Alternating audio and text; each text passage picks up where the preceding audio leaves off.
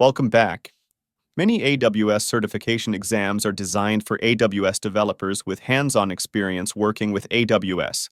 That being said, you will need an AWS account in order to have working experience with AWS services.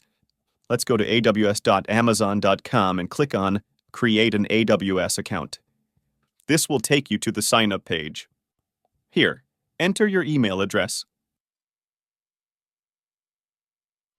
Please make sure you provide the correct email address. This will become your user ID. Enter the password and re-enter the password. Provide the AWS account name. This will be used on AWS billing.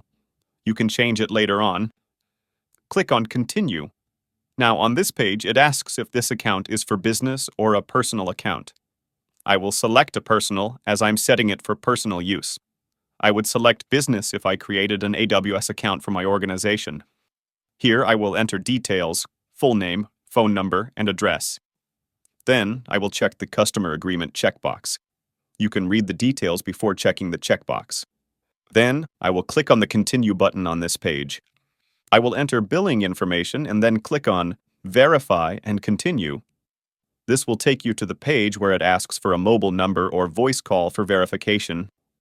I will check text message options, so I need to enter the phone number in CAPTCHA, which would help identify if the bot is trying to create an account, and then click Send a Message. On the next page, I will enter the code I got on my mobile. Okay, it's verified. Now, this page asks which type of support plan you want.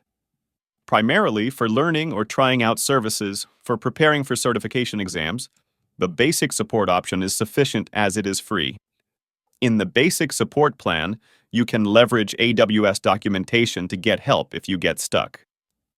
In my experience, the basic support is fine for learning or preparing for certification exams. The developer support option you need if you need to contact someone in AWS to get support to help solve your AWS issues.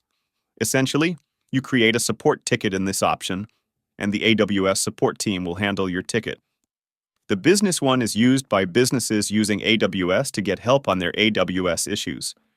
Your account is set up, and you can log into the AWS Management Console now.